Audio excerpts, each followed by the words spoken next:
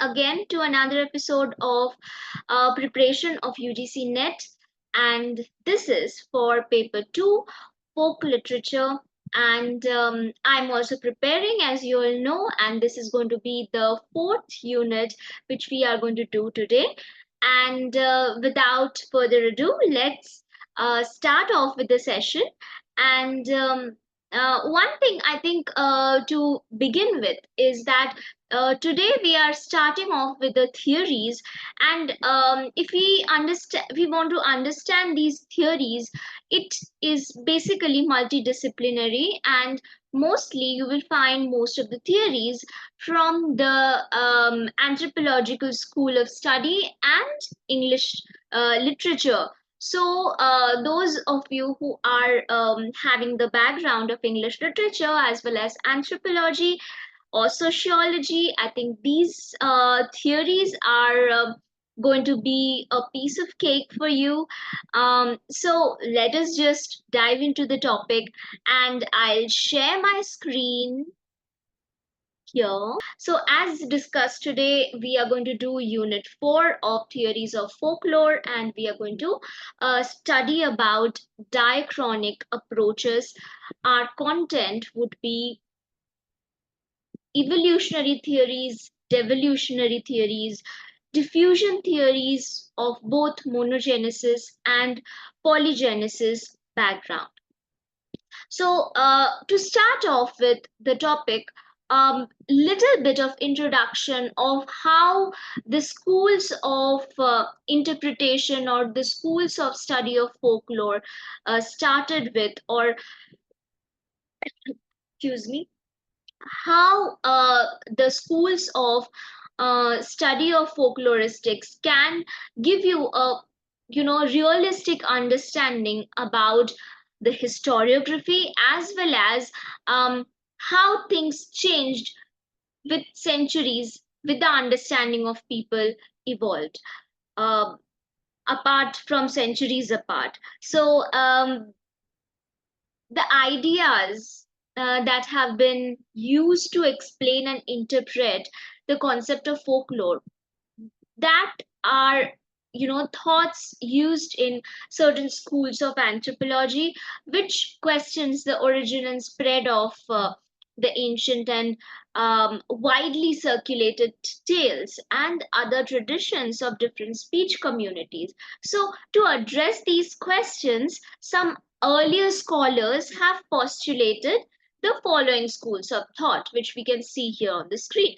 One is the Indianist school of thought, which was formulated by Theodore Benfey, and it was established that all European folk tales had originated in India and spread from there to Europe and other parts of the world. The second one is mythological school. This school of thought was propagated by Max Muller, and it argued that all folk tales were survivals of ancient nature myths. Similarly, the third school is the ritualist school, and according to this school of thought, which was pioneered by Per St. Ives, and it demonstrated that all folk tales have originated in rituals of ancient cultures. So, the innumerable research on folklore materials that we have come across in the last 100 years clearly indicates the vastness of folkloristics, and its study has several features and it's totally multidimensional. The avenues of investigations that put the whole discipline within a narrow stretch of school is simply an act of degeneration to scope of such a vibrant discipline. So, folkloristics today, emerging as an academic discipline, absorbs and showcases many more thoughts and ideas that these school of thoughts have not been able to visualize and perceive. So, we'll move forward with our next topic, that is methods of the folklore studies.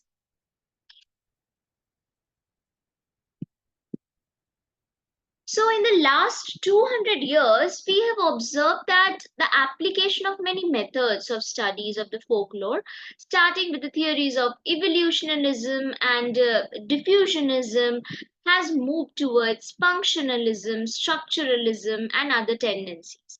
Some of the earlier methods that were applied to understand the nature, identity, and its significance of folklore in life and society may be summarized in the following ways, or in the following pointers which you can see on the screen.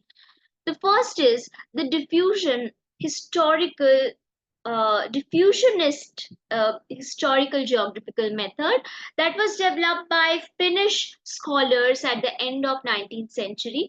And this is the hypothesis that all recorded versions and variants of a tale or a ballad or a riddle were studied so that the location of the earliest trait and theoretically also the tale's place of origin could be determined. So, in this way, the gathering of comparative evidence resulted in the preparation of massive indexes and catalogs, and that are still consulted in comparative folklore studies. So, the next one here is psychoanalysis method. That was a result of an intellectual movement in understanding the impact of folklore on human cognition. Sigmund Freud, Carl Jung, Otto Rank, and others regarded folklore as essential expression of individuals or collective human unconscious mind. For them, folklore was a socially sanctioned fantasy that permitted some actions that were otherwise not approved by the society. Then the third one is the local context method, that is believed in which it is believed that the various forms of the folklore were not only widely spread but also were firmly localized and therefore must be studied with proper reference to the immediate social context. Franz Boas, for instance, made an influential format for the study of folklore in the local context. The next one is the functionalist method of Bronisław Malinowski, who also created a lasting impact on the study of folklore by analyzing storytelling traditions among aboriginals.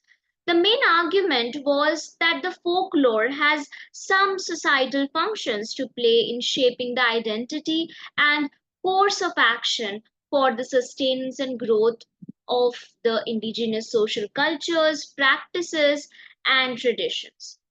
And another one, the next one, is the structuralist method created a space among the researchers of the folklore. One of the approaches relied heavily on Russian formalism and emphasized the feature of plot sequence noted in folk narratives. The other approach derived from the works of Claude Levi Strauss and pointed to the ways in which logical relationships with myths and tales reflected the universal process of the human mind. So now we move on to devolution of folklore, and like we discussed earlier, that folkloristics has recorded a moderate growth rate, and this is due to the presence of many incorrect concepts and biases that hindered the progress of folklore theories and folkloristics as a separate discipline of academic interest. Many scholars still believe that the golden age of folklore occurred centuries ago. For them, it is therefore logically, necessarily, and desirable to engage in the historically reconstructing and restructuring the golden age of folkloristics. So, this quest for archetype or UR type, um, UR text, sorry, is still prevalent among many conservative folkloristics across the world. So, This basically implies that directional growth of folkloristics and the folklore studies has often been controlled by many hypothetically premised theories which have not yet been examined and tested for sure. There is a need, hence, to critically investigate these premises to check if the significant changes in the method of the folklore analysis has changed over the centuries. This will give us a scope of understanding and examine the examples of degeneration, decay, devolution, which abound in traditional folklore theories, as well as acquire a conceptual clarity to understand why such biases have been generated over the centuries despite the progress of folklore theories. So, the notion of folklore devolution, the most common notions of the folklore devolution given in the background of the history of the folklore theories are, the first one being that the folklore decays through time, and the second one being that folklore runs down by moving from higher to lower strata of the society. Are these two notions mutually exclusive? Is it wrong to imagine a situation where folklore is moving from higher to lower strata of a society and at the same time it is undergoing the process of gradual textual deterioration? As an example of the first notion, we may refer to the concept of disease of language as it was expounded by Max Muller. So, according to the theory of semantic devolution, the original names of the Vedic and other gods have been confused or forgotten with the passing of time. And the second notion is related to the theory of um, theory. I'm not remembering the name, but it was proposed by Hans Neumann, and he argued that the upper classes invent cultural assets, and gradually, at different times, these assets are taken over by non-innovative lower classes of the society. The supporters of the theory believe that the folk tales moved from culturally higher to culturally lower class of the people, and original forms of the tales must have been the fullest and the most comprehensive and the most complete versions, which have been diluted and deteriorated in the hands of culturally lowered peoples. They also believed that later versions of the folk tales were just the fragments of fullest and original versions, and these fragmentary versions did not demonstrate the uniform patterns as noted in the fullest version.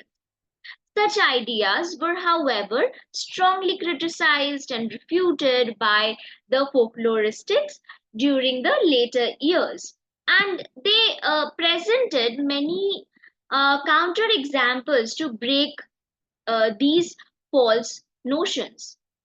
So, like the devolutionary notion, there are many examples of the devolutionary premise in the theories of folklore transmission, and that are seen across time and space. So, Grimm brothers, for instance, argued that the folk tales were debris of myth.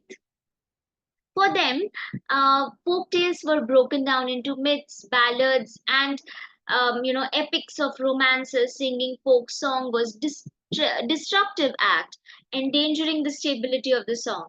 And telling the folk tales was an act of ruining them. And retelling a tale is a process of allowing forgetfulness of the rancuta to become a factor in folklore transmission.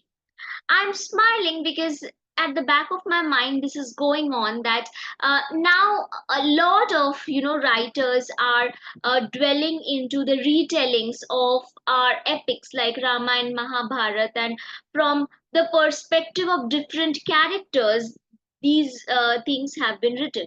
But would you say that they are actually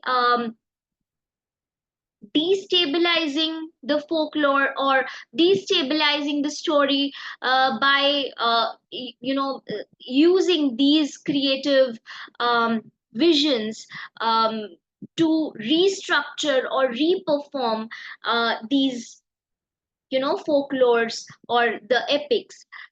I don't think so, because there are so many other aspects of this particular epic which might have been forgotten, might have been lost in time if it was not retold, it was not restructured.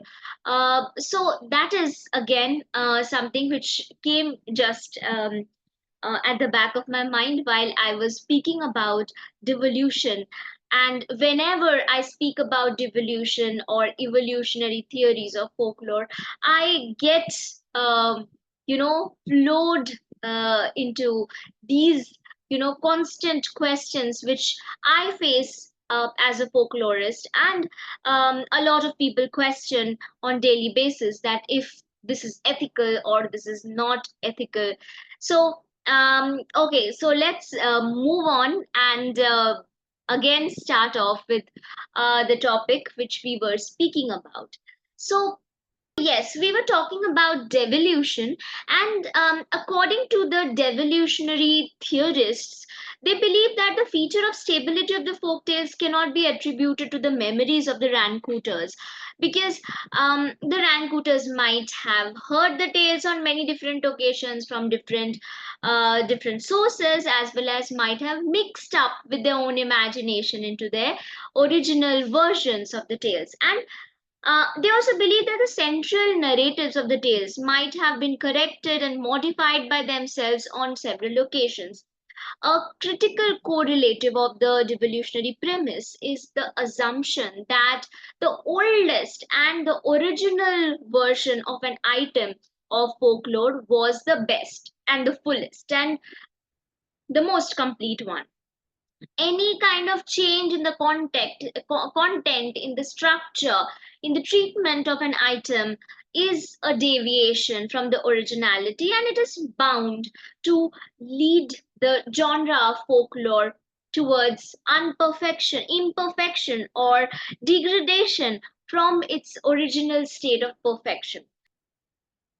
So some scholars have argued that retelling a tale always involves a change, and although there may be an element of creativity involved in it, it is the later or the final stages. The transmission is equivalent to deterioration and a process of degeneration. So, however, this kind of opinions that the short elementary genres of folklore, like proverbs, jokes, riddles, idioms, etc., may be able to resist the corroding effect of digressive processes because of their nature, because they are short, and deviations could be less because there are less chances of memory lapses.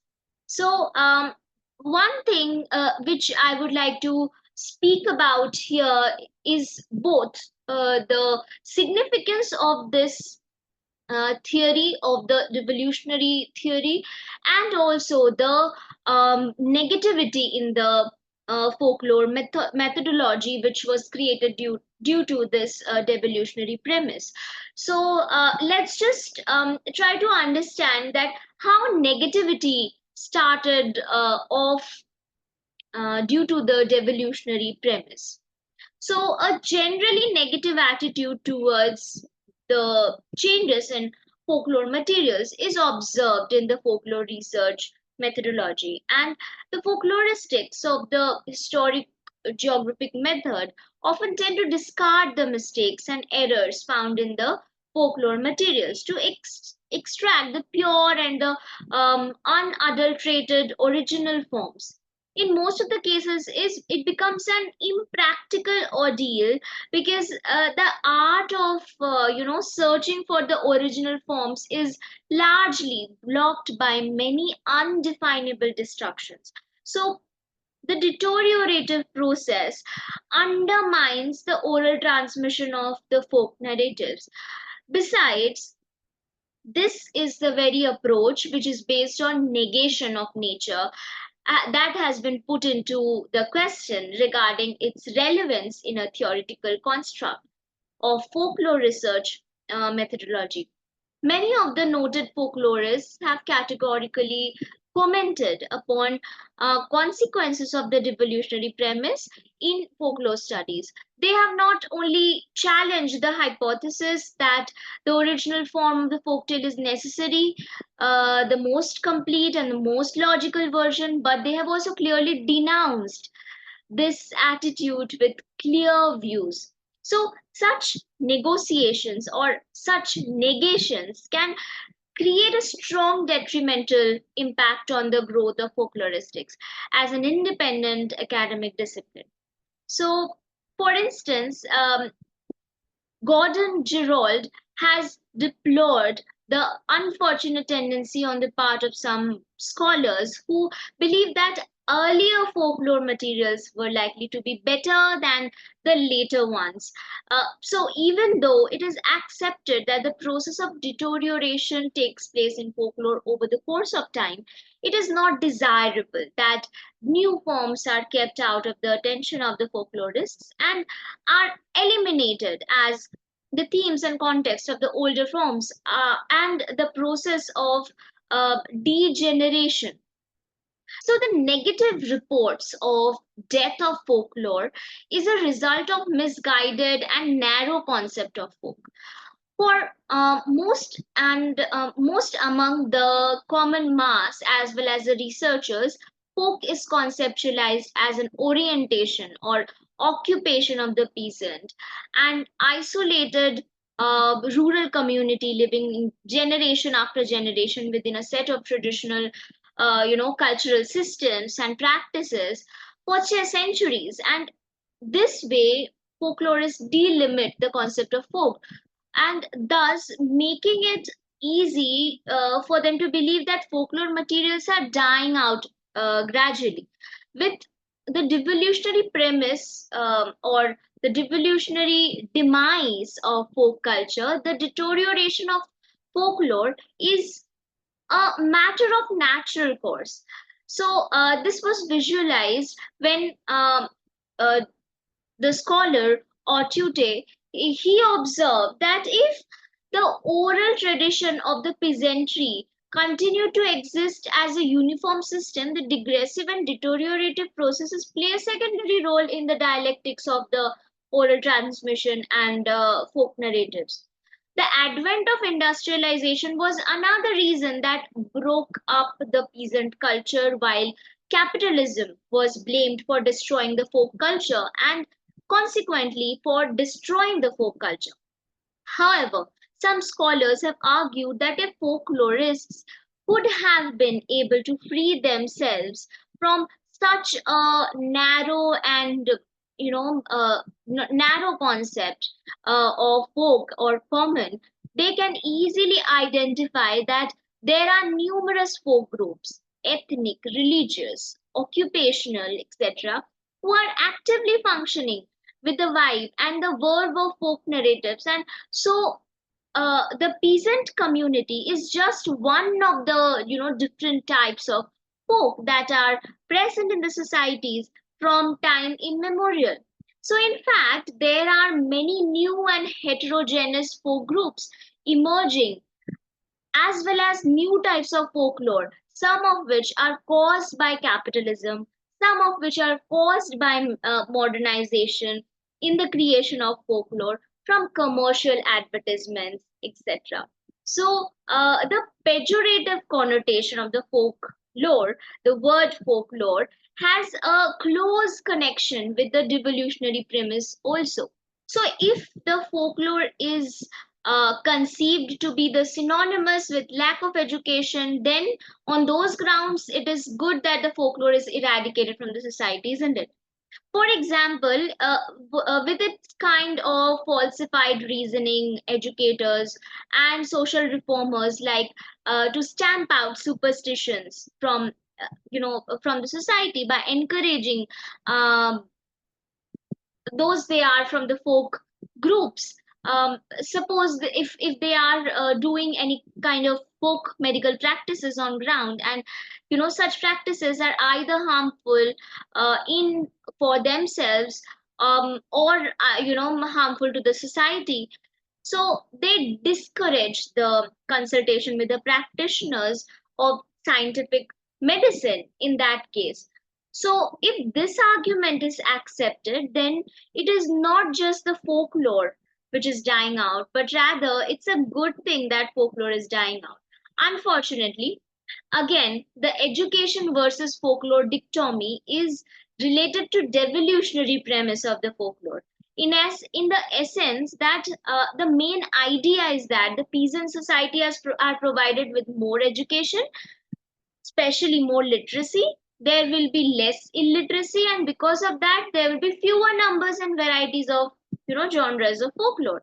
And this is highly falsified proposition, as there is a serious flaw in this dichotomy. We must understand that it is not true, not at all, that literate or educated societies do not have folklore.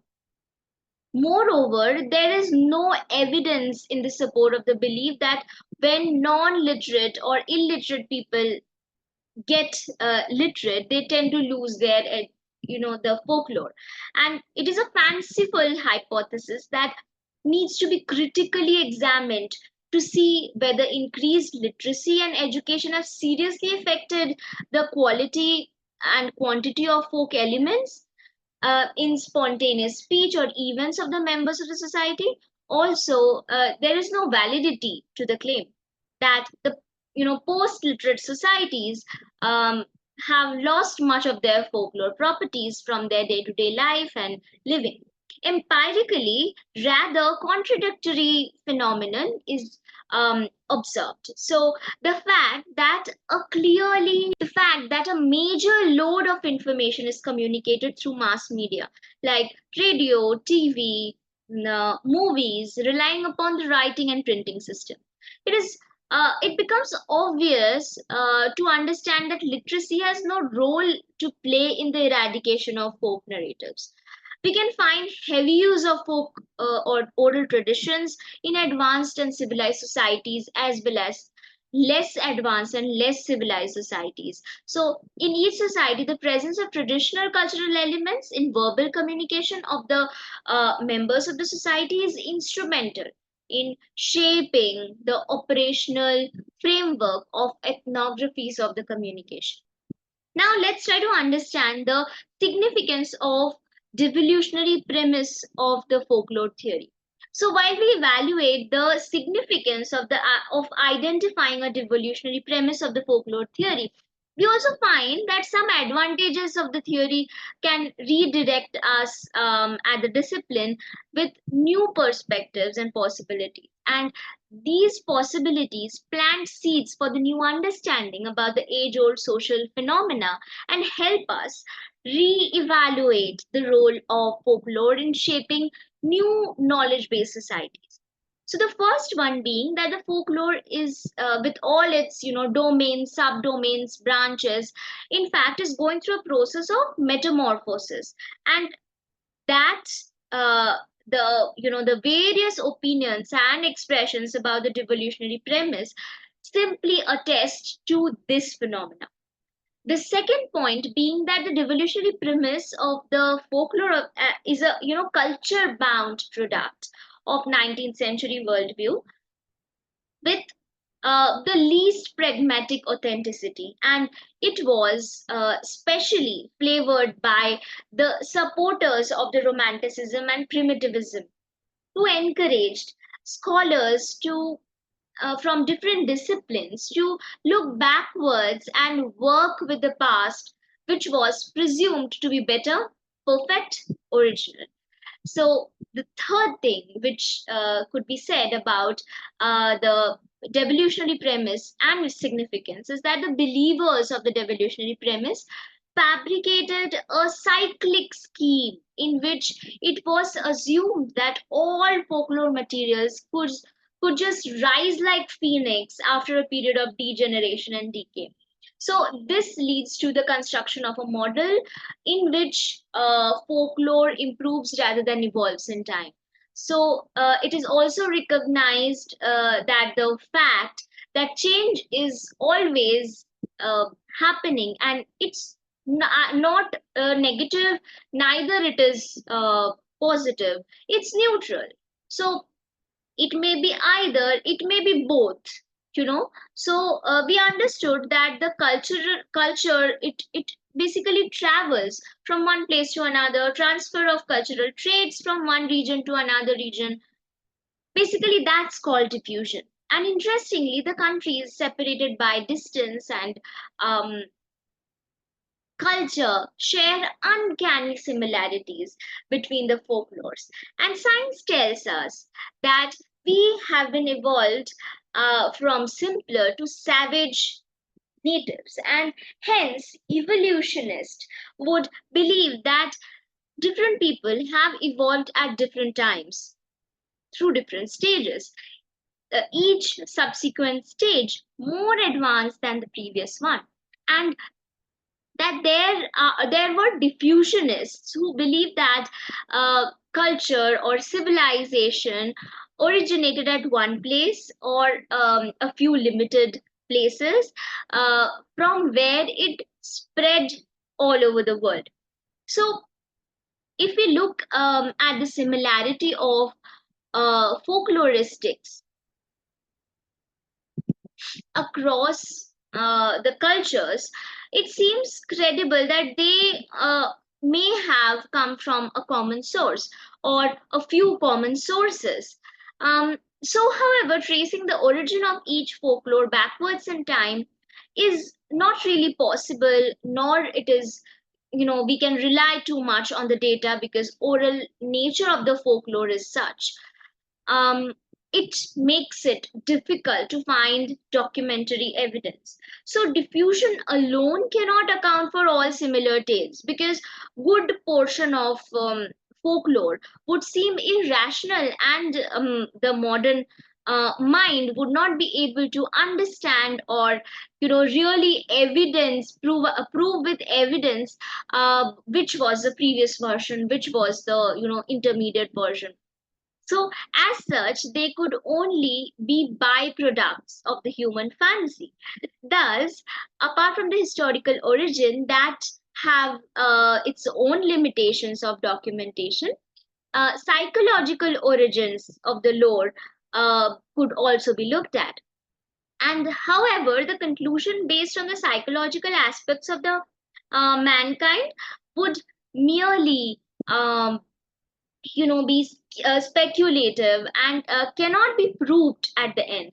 So hence it would be uh, always safe to say that some folklore might have had polygenetic origins, means there are different spaces, different places where certain folklores origined, and then it got diffused from that particular origin.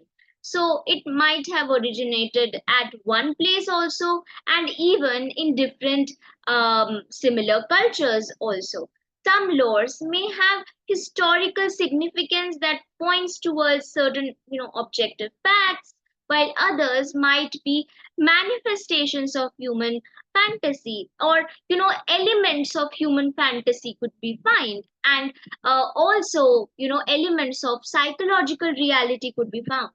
Now, depending on the evidence available, it is advised that every tale should be looked at individually and not within the rigid theoretical framework. So Malinowski, who was known as the father of social anthropology, he refuted this extreme diffusionism and rejected the theories of mechanical transmission of cultural ideas.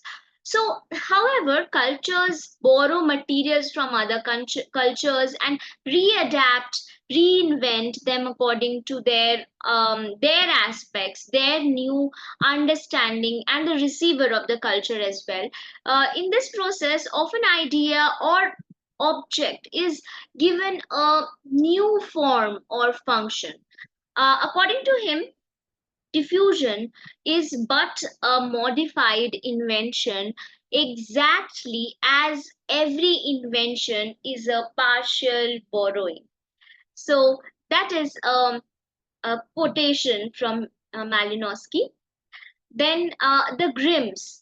They believe that fairy tales were not just a product of imagination, but a historical document, a voice from the past. For them, the tales were a part of mythology of the Aryan people, and these spread with them to Europe, as Aryans in Europe also had similar tales. They believe that the way Aryan language disseminated to the countries in Europe, similarly the tales did too. The newfound knowledge of Sanskrit and the connection between Aryan unity and speech and language, they pointed towards the unity of tradition and culture and hinted that Indo Germanic influences were there. The efforts of scholars like William Jones, Franz Bopp, and Jacob Grimm sought parallel connection between languages of Asia, Europe, and Middle East, leading to an understanding of Proto-Indo-European as a parent language. So, thus, the linkage between the mythologies of the different Indo-European societies was emphasized. Then came Muller. Muller's concept of symbolism gave rise to the theory of solar mythology, and in this he suggested that it was possible to undo the disease of language and go back in time and trace the origin myth. According to the theory, the folklore is devolutionary, and the present day myths are reflection of a time when primitive man worshipped the sun as the king. And similar tales could be found in Asia as well as in Europe. And when the sun was worshipped first as a deity, then as a king, and provided us with the tales of sun god and descendants like sun lineage, and native kings too were thought to be deputy of the god or thus godlike. Then Theodore Benfey also supported similar belief and brought out a translation of the oldest surviving collection of Indian fables called Panchatantra by Vishnu Sharma. It was written in 200 BC and accompanied with notes and comparison in 1859. So Benfey noted that these fables were modification of Aesop fables and had reached India from Greece, and from India, it had traveled to the rest of the world. So, according to him, the 10th century or later, these tales traveled from India to Europe through the Mongols, the Arabs of the Spain, and through the trade routes. As earlier, Buddhism had been a factor for communication between China, Tibet, Islam had been a factor in spread of these tales from India to other parts of the world. Then there are three schools of diffusionism, which are British school, German school, and the American school of diffusionism. Franz Boas was the founder of American School, and he was supportive. Supporters were Clark Whistler, Albert Kroeber, and they adopted the culture area approach while trying to map and identify tribe groups of North and South America and present the diffusion of cultural traits. They also relied on the empirical evidence and rejected the sequential development idea of the classical evolutionists. So, next is the monogenesis theory. This theory was very similar to Benfey's diffusion theory, And monogenesis basically means single origin, so it's also known as Indo-European myth theory or the Aryan myth theory. The theory suggests that all the folk tales were descended from the myths of Indo-Europeans or Aryans, and it highlights that common inheritance of the plot of the folk tales. A version of this theory establishes a connection between the origins of different language groups, but it cannot explain the similarities between unconnected cultures which have no common origins. So, the stronger version deals with the common origin of human beings, therefore, the repertoire of the folk plot goes back to the common origin of the species. Then comes the polygenesis or the origin from multiple sources, the theory that an item has a point of beginning or origin from two or more sources. So, drawn from the sciences and social sciences, the theory of monogenesis or polygenesis are used to explain different phenomena like species, ethnicities, aesthetics, folkloristics was used to identify the root of specific items of folklore and its variants.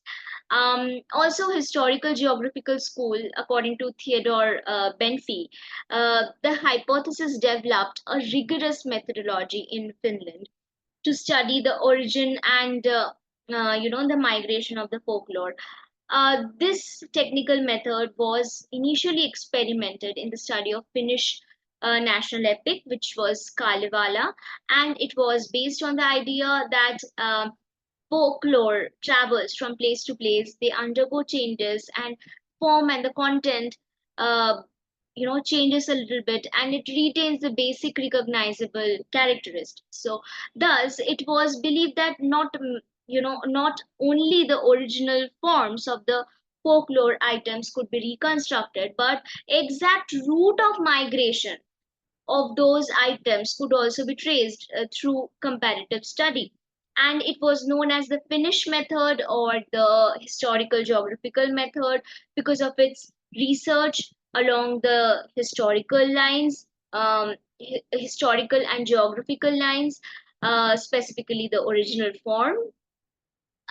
So Calicron, C.W. von Sydow, then Archer, Taylor, Steve Thompson, and Axel Ulrich propounded this theory. And apart from these techniques of comparative analysis of folklore data, a major development that developed out of historical geographical method was a scientific way of breaking down folklore forms, such as folk tales, into identifiable traits of cross comparative used for cross comparative analysis. And further development of this practice led in the later times to the concept of motif of folklore text, on which the American folklorist Tip Thompson compiles the motif index of folk literature.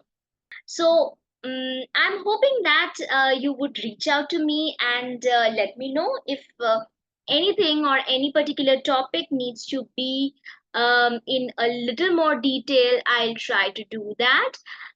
Apart from that, I'm preparing for the next unit, which is a little long, and I feel that all the theories are incorporated into Unit 5, and for that particular episode, I think you also need to go through the English literature theories first. So it would be great if you just revise that a little bit, or see my video and then go and revise that. That would give a real clarity into the theories of folkloristics. And yeah, so let's end today's session. And I hope that this videos, all of these videos are helping you somehow. It's definitely helping me because I'm getting to dig into a particular topic, make a video out of it. So that is giving me bit of clarity, and I hope that the re-exam dates, whenever they are out, dates are out per se, but the exact date of the re-exam, whenever that is out, I hope that we all would be able to, um, do better than what we did in June. And let's hope for the best for all of the all of the examinations. And I know that it's very stressful and anxious time for all of us UGC NET, people those who were preparing for it, and those they gave it in June. It is a difficult time, but I'm sure that we are going to make it through. All right. See you all in the next episode of UGC NET preparation with me. Bye bye.